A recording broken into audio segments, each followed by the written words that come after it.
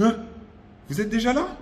Salam alaikum, bonjour à tous, j'espère que vous allez bien. Bienvenue aux 3 minutes conseil de Coach Big Up. Et comme vous avez pu le voir, aujourd'hui nous allons parler du sommeil. Je vais dans un premier temps vous expliquer comment on prépare sa nuit de sommeil et ensuite je vais vous parler des 3 kiffs, le livre de Florence Servan-Schreiber. Comment on prépare sa nuit de sommeil? Eh bien, on la prépare minimum 2 heures avant d'aller se coucher, en prenant un repas léger et en évitant tout ce qui est excitant, c'est-à-dire thé, café et sucre rapide comme les sodas, par exemple. Une fois qu'on a mangé, eh bien, écoutez, il est important de savoir que pour se préparer à dormir, l'organisme baisse sa température. Donc, il faut déjà apaiser son esprit. Ensuite, vous pouvez aider votre organisme en prenant une douche tiède ou froide, ce qui va favoriser la baisse de température du corps.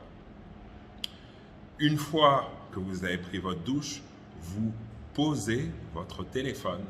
En effet, les lumières bleues que dégagent les téléphones ne favorisent pas le sommeil.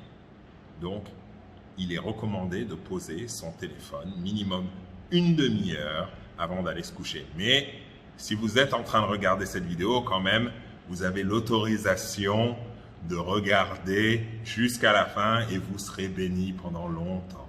Rassurez-vous. Alors, maintenant qu'on est dans la chambre à coucher. La chambre à coucher, il faut favoriser une température fraîche et l'obscurité la plus totale. C'est très important. En fait, on dort mieux quand c'est le plus obscur possible. Ce qui me permet maintenant de venir aux 3 kiffs. Le 3 kiffs, le concept est simple. C'est que on se réveille dans le même état d'esprit que celui dans lequel on s'est couché. Donc, elle explique comment, le soir, juste avant de se coucher, elle écrit sur un carnet les 3 moments qu'elle a préférés dans la journée.